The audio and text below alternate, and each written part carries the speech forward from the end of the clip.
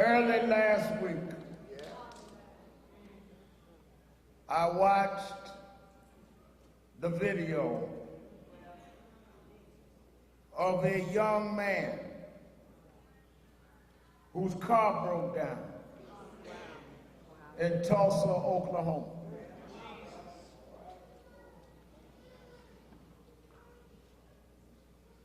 He was not suspected of a crime. There was not a crime in progress. But they came to the scene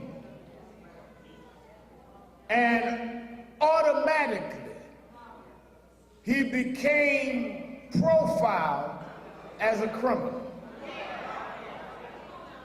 Now I want y'all to understand how I'm thinking. That weekend, a man put an explosive in Manhattan, wounded people. They tracked him down in New Jersey. He shot at police and even shot a policeman. But they shot him to wound him. But a man with a broke down vehicle in Tulsa who hadn't committed a crime, who hadn't shot at nobody, who didn't threaten police, they shot him to kill. Why did you think about him as a criminal? Well, one guy said it best in the helicopter. He said that he was a bad dude. Well, how do you know who a bad dude is? Because when I look at Terence Crutcher, he looked a lot like all of us. And if all of us looked like bad dudes, then all of us could end up like terrorists. That's why we here tonight. That's why we gonna keep coming. We can't have one set of rules where you shoot to wound terrorists and you shoot to kill people whose car break down in Tulsa, Oklahoma.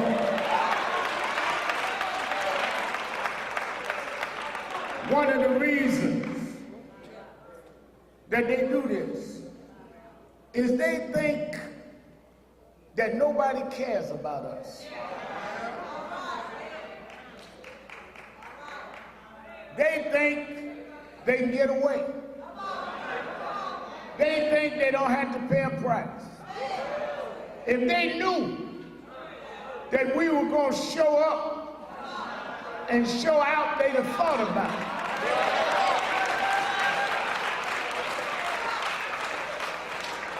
Every time you march, every time you rally, you're adding value to the life of your children, because they know that they cannot just do whatever they want to do.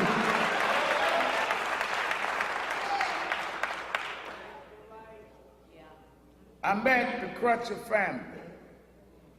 Reverend Crutcher, known all over this country with the Gospel Music Workshop, a gospel singer, inducted in the Oklahoma Jazz Hall of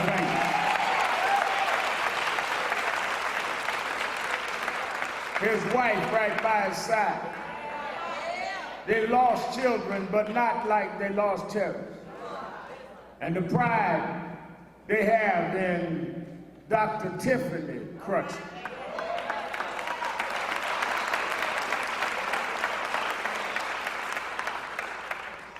Who stepped up to protect her family. Absolutely. They talk about family values. They talk about how we don't know how to keep our families together. They need to look at the Crutcher family.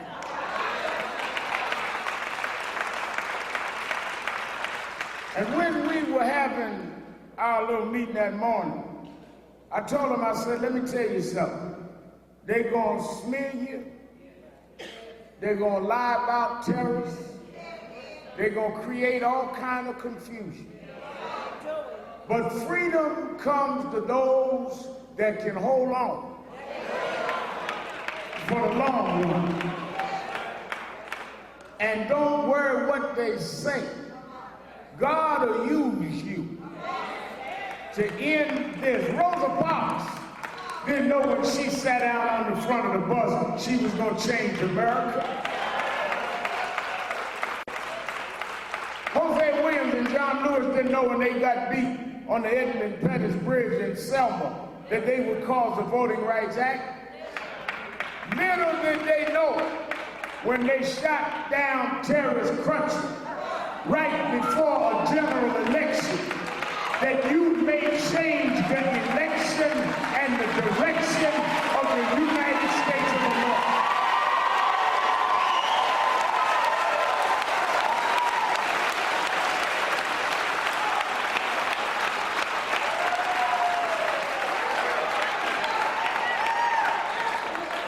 Well, what you mean by that, Reverend Al? Well, last night I watched the debates, and a lot of y'all got your views, and I didn't come here to campaign for nobody, but I got mine. But I like one thing Donald Trump said. I like when he said he wanted to bring back law and order. I like that, because I come to Tulsa for law and order.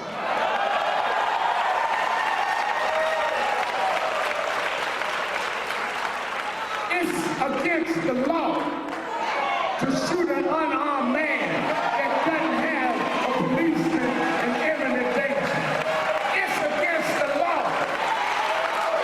to lie and say a man was reaching in a window when the window was closed. It's against the law.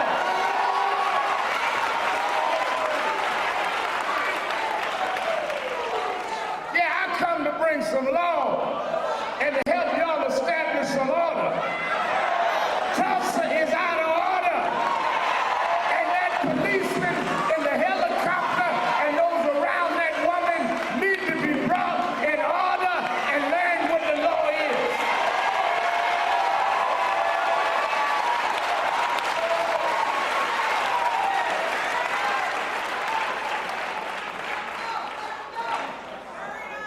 Dr. Tiffany told some folk are meeting with civil rights leaders. I think we're going to get Reverend Al to come.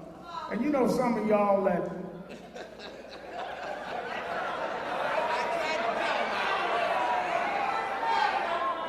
think that the folk behind your cubicle ain't going to like that I'm here.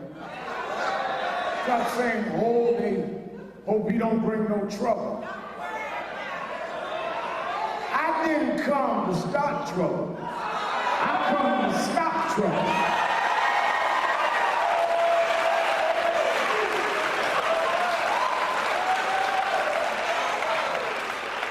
You act like shooting an unarmed man in the street and then acting like you shot him because he had something in the car that you didn't have x-ray vision to see what was in the car. You don't know what was in the car. You trying to kill a man and then smear him when he's dead. And you act like I'm bringing trouble. No, you causing trouble.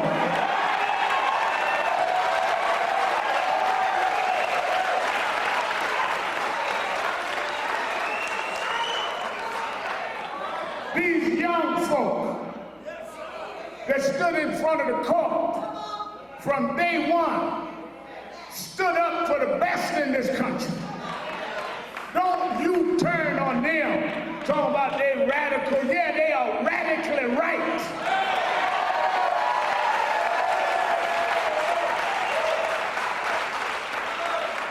They might not do it your way. You didn't do it your parents' way. But somewhere I read that if you that sit high and look low, hide behind your self-righteousness and your ego, God said, you won't speak up, I'll make the rocks cry out.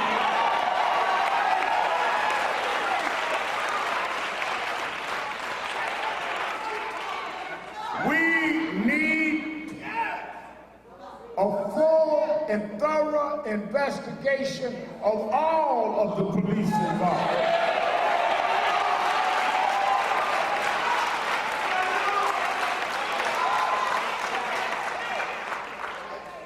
They say he was tasered. Well, who shot the taser? Was it before or after the fatal shot? If it was before, then why did she shoot? If it was after, did you taser him to cover up the shot?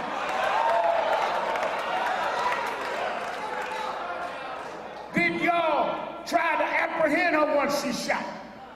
What did the helicopter guy say to the shooter? Did the policeman around testify about what she did? Don't stop the investigation. Keep investigating. Everybody that brought the end of this man's life needs to be brought to law and order.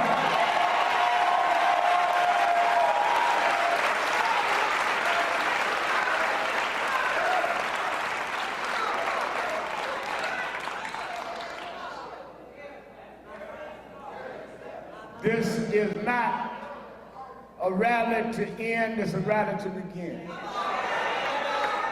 We can't stop until there's justice for this family. This man left 4 kids.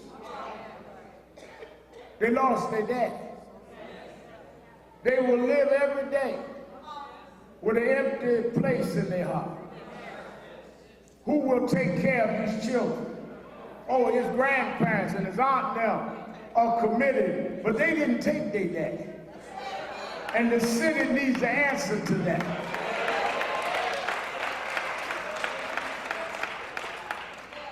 Let me say, I am committed, and National Action Network is committed, to support whatever this family and the local activists do to achieve justice. We didn't come to supplant nothing, we come to support. Absolutely. The leaders are those young folk that already started marching. And we're gonna help put a spotlight on it. I didn't come to get publicity. I got my own TV show. I don't need to come to Tulsa to wait for you.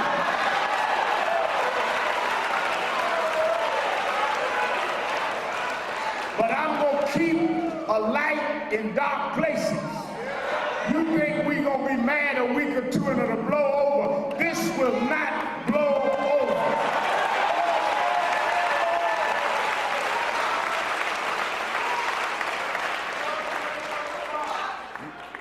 Reverend Crutcher called the bishop, Bishop Albert Jameson, Gospel Music Workshop, who you just heard from. People got up 4 o'clock this morning all over the country to fly in here. We wasn't just in the neighborhood. You got to intend to come to Tulsa.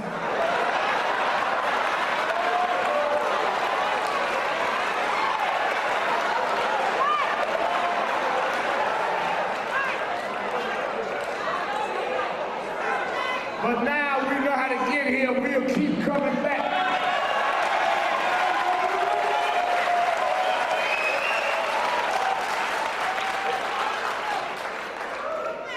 There's something wicked. I read in the Bible, we wrestle not against flesh and blood, but principality, wickedness in high places. Something wicked, James, about a man's car breaking down and you shoot him down. What broke down on that road was more than Terence's car. The justice system broke down on that road.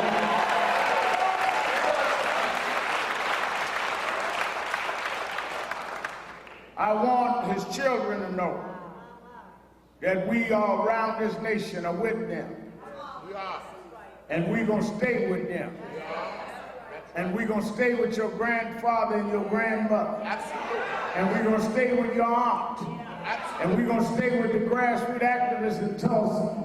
They will not have to fight this battle alone.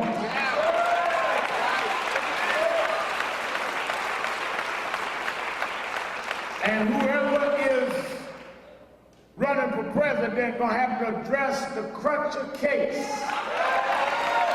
Because if you cannot protect us when our cars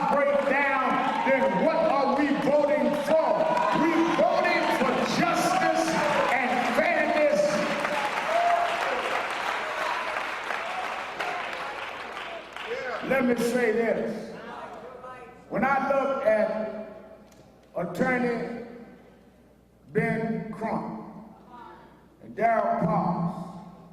And then I met this young dynamic attorney Simmons.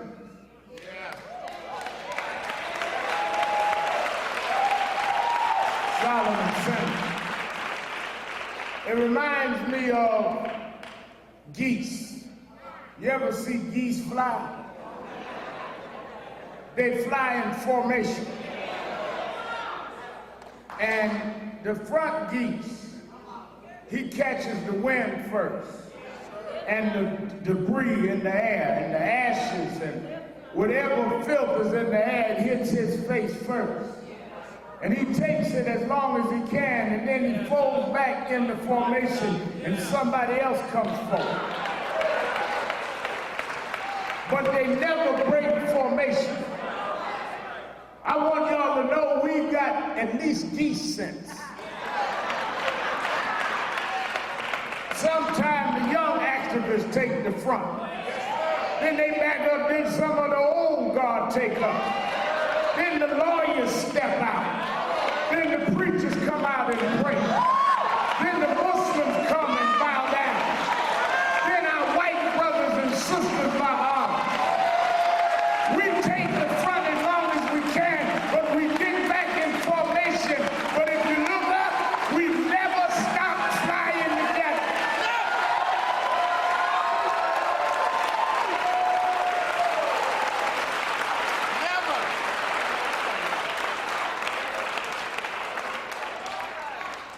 Last thing,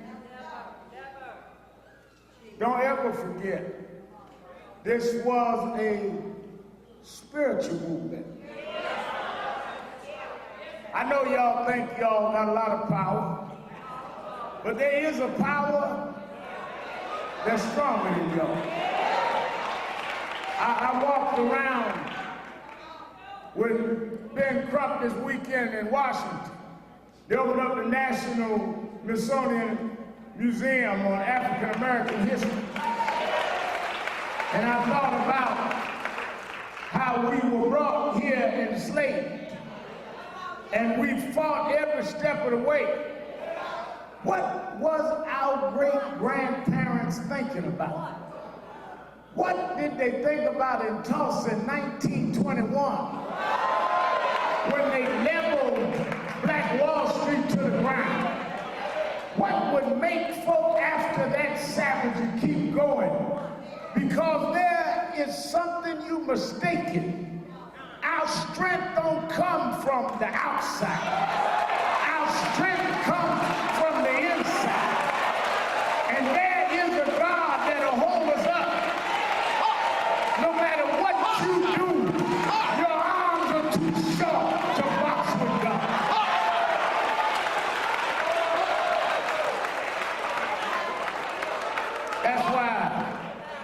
That's why Reverend Crutcher had a lot of gospel singing here tonight, because it'll give you strength when City Hall won't hear you.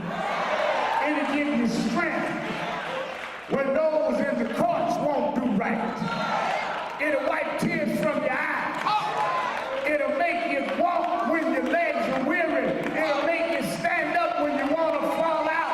There is a God that's stronger than the powers of the tongue.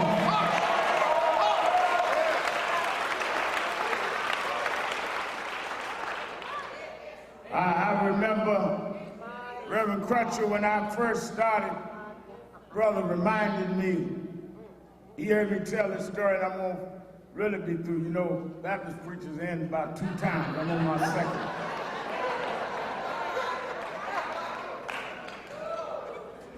This guy called me from New York Times, Jameson, and said, Reverend Al, I want to do a profile on you. I said, well, what does that entail? He said, we want to follow you around for about a week and see what you do. I said, all right. He went to meetings with me, went to radio studio. I was young, didn't know what he should and shouldn't see. We got to Saturday, I got to the Saturday rally. My staff met me and said, now, you know, we can't bring him to church with you tomorrow. I said, why not? He said, well, he won't understand our kind of church. I said, but he can't write my story unless he go to church with me. So we went through Saturday, and late that evening, I said, I'm gonna pick you up about 8 in the morning, take you to church with me. He said, well, I'm glad you said that, Reverend Al, because I've always been intrigued by the black church. I don't understand the passion and the emotion. I said, all right, well, I'll pick you up at 8. We got to the church. We come in, we stand out in the vestibule. I was getting ready to go to the pulpit. He said, can I ask you a few questions before you go? I said, yeah. He said, there's a man on the right-hand side of the church about 4 rows back, and he keeps doing this with his hand. He said, what does that mean? I said, well, you don't know that man. That man was diagnosed 5 years ago with cancer. They told him he had 3 months to live. He went to Wednesday night prayer meeting, and he got on his knees and he asked God to touch him. He said, Lord, you're a doctor that never lost a patient. There's more medicine in the hem of your garment than all the pharmacies in town. If it be your will, I want you to heal my body. That was 5 years ago. He was supposed to have been dead in 3 months, but God spared his life. And every time he thinks about what God did for him, he just waves his hand.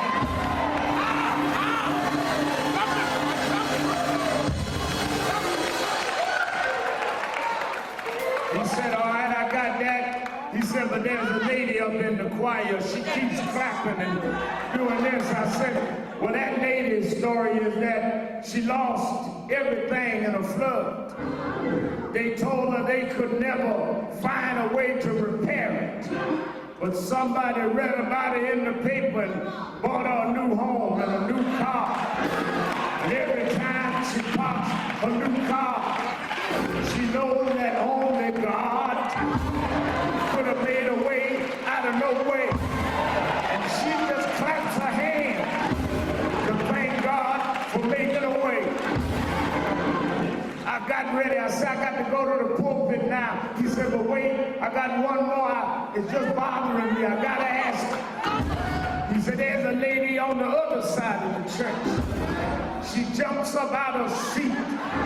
She looks like she gonna fall over. It looks like she can't stand up, but she can't fall down.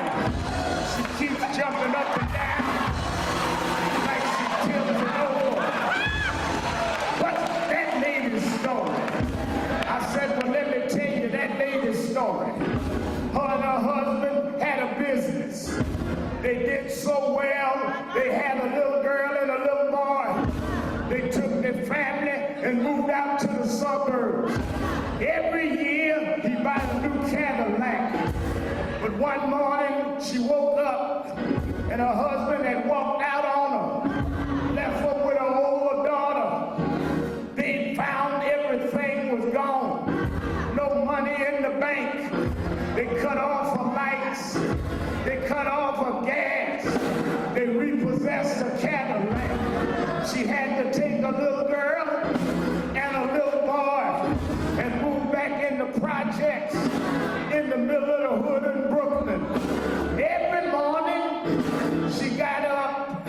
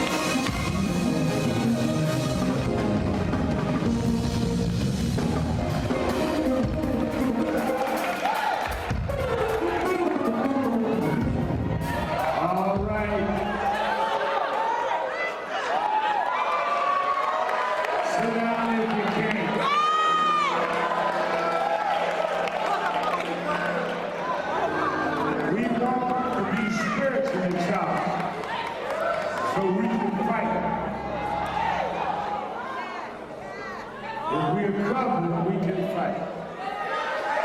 We have other speakers, we're not gonna hold y'all like, but I want y'all to know that we are the real spiritual people.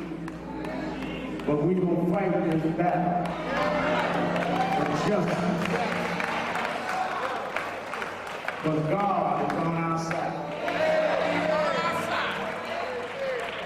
Reverend Holmes is here from Florida. We're gonna hear from him, who's a pastor extraordinaire in Tallahassee on our national board. We're gonna bring him up in a minute. I see others that are with us. But I want to bring to this platform now a young lady who has captured the attention of this nation, who has stood with dignity and articulation and bore the pain of a broken heart, but found the words to challenge the nation. And I want us to hear from her now before we bring others to close the program. She is one that I believe that has come for such a time as this. May you join me in embracing our sister, daughter, beloved, Dr. Tiffany Crutcher.